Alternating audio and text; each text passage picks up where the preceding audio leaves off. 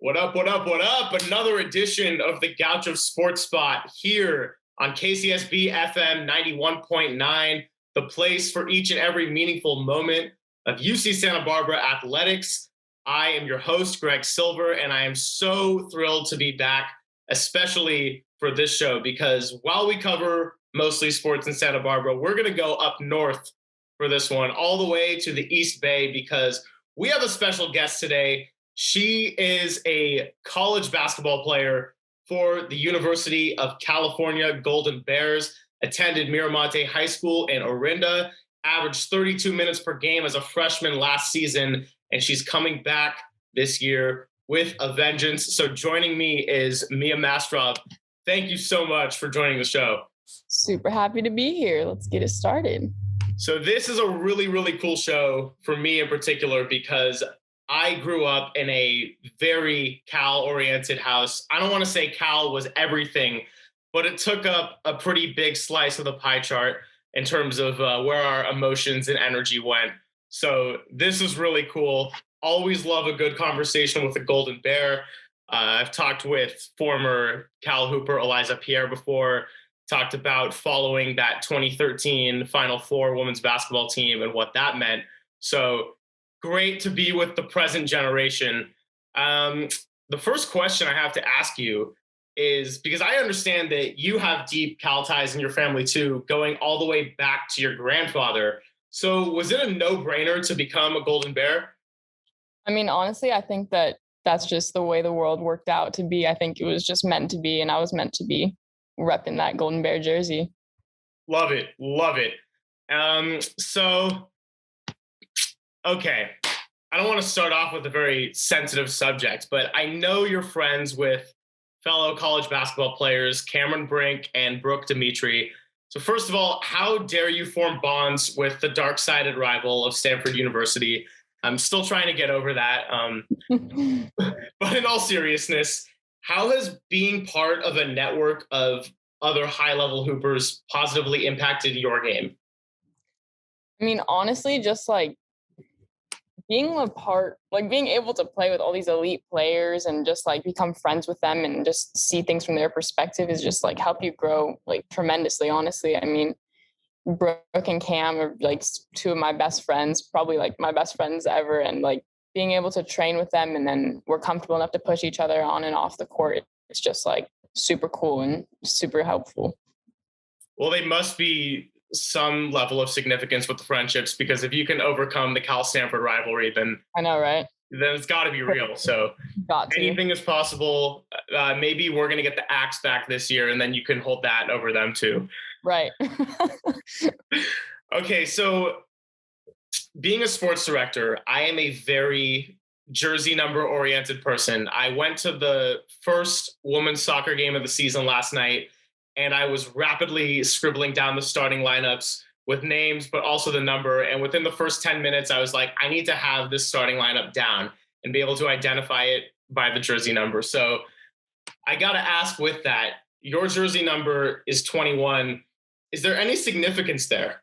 Right. I mean, growing up, I've had a lot of numbers. I mean, I've maybe gone through 50 different numbers along with probably several other athletes. They could say the same, like 6, 23, number 4, number 3. But kind of once I got to high school, I picked a number and it sort of stuck with it. My dad was number 21 when he played basketball, along with my grandfather. And I got number 21 at Miramonte, and I just carried that for 4 years, my whole time there. And then transferred it over to Cal, just knowing that once I had the opportunity to have number 21, I texted Coach Sharman, was like, look, can I claim this number? Like, I mean, I'm coming in right now in the middle of the season. Like, can this be my number? And she was like, yeah, no one else has it. Like, it's all yours. And my grandpa was number 21 at Cal. So that's kind of the most important thing, is to be repping the same jersey number and last name on the back, exactly like he did. So, yeah. That's a very touching story. You have something in common with now LA Rams receiver Deshaun Jackson, because when he went to Cal, he asked if he could have number 1, and USC, the other school he was considering, said, well, we can't promise jersey numbers, but we feel pretty good about it. And Cal was just like, yep, go ahead.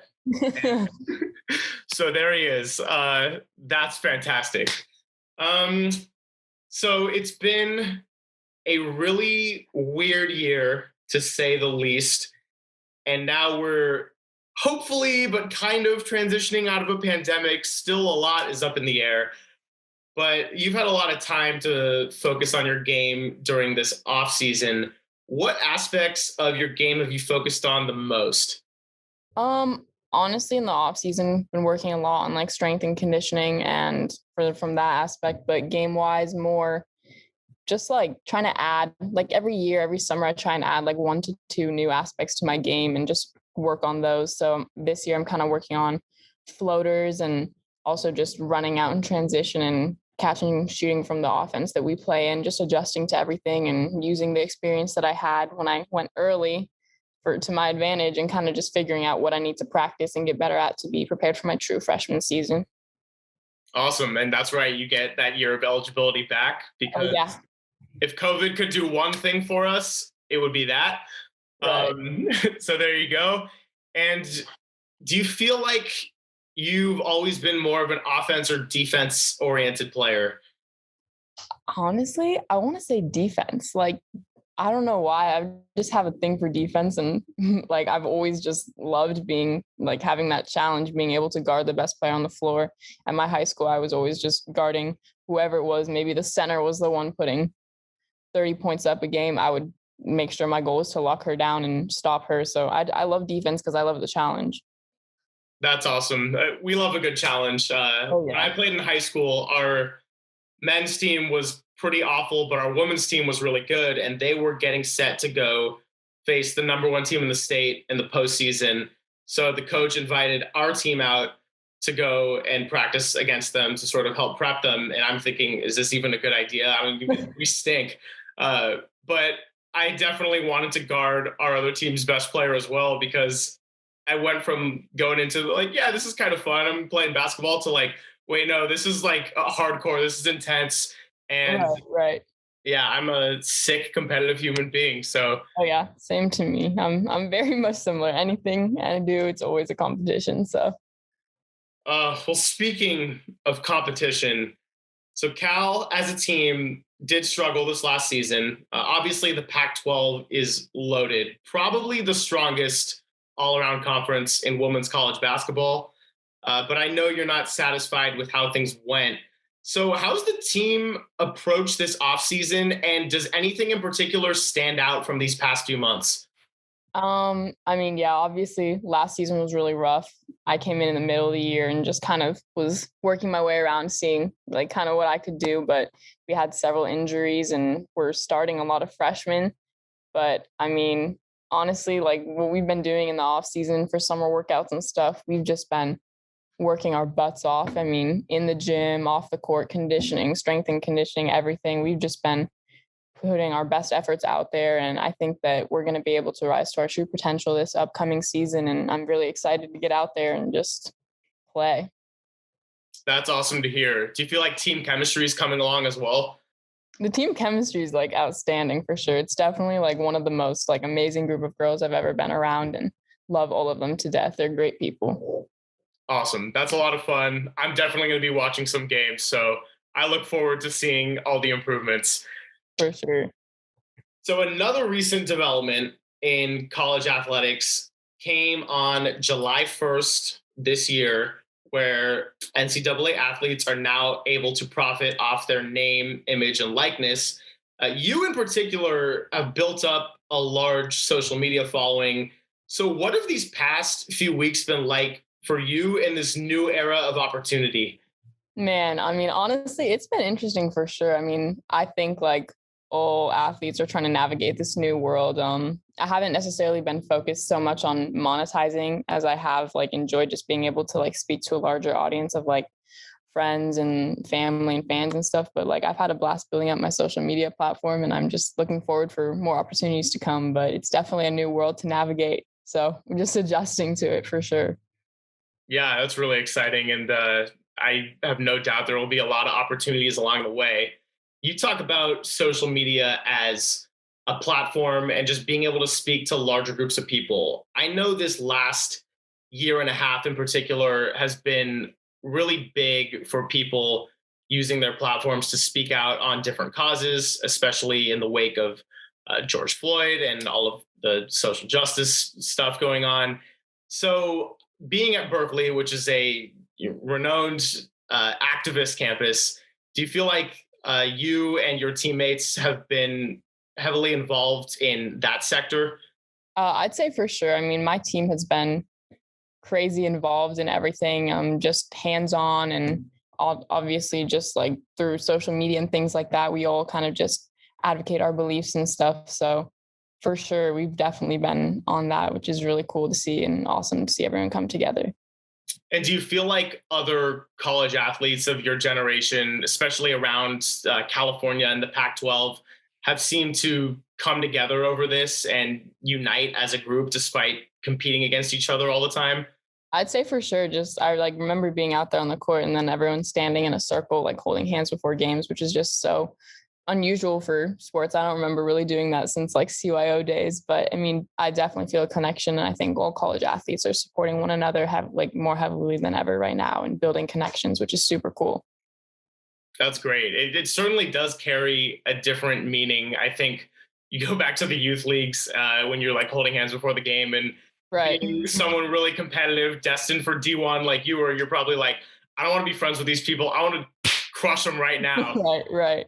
So to be able to go back to uniting before games and coming together pre-game, post-game, obviously must carry a larger meaning. So Right. very cool to see.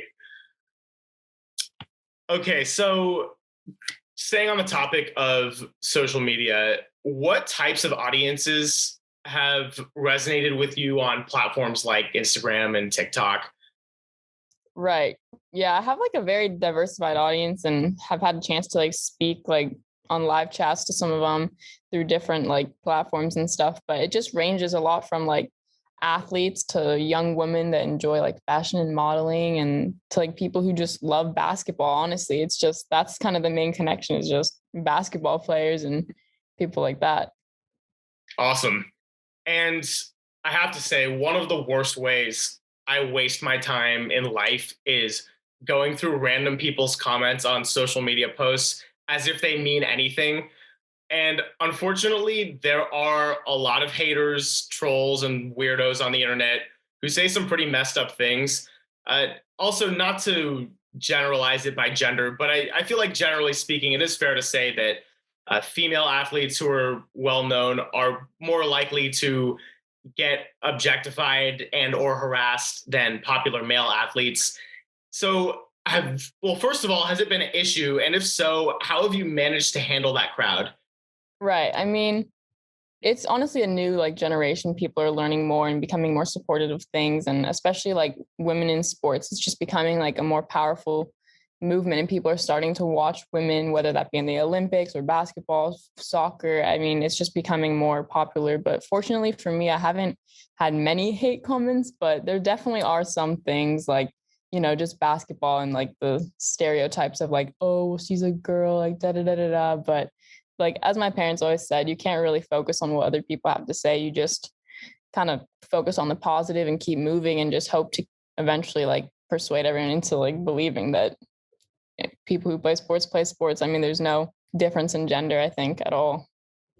Yeah, certainly. And I think that although there is a long way to go with women in sports and celebrating that aspect of the game, I think that starting with the U.S. women's national soccer team, there's been a lot of great progress. And I think the WNBA is even starting to gain a little bit more traction on their 25th anniversary, which is really cool to see. So we hope it only continues to progress in a positive direction. But exactly, you're right. There's a good amount of haters out there, and that's just how it is sometimes.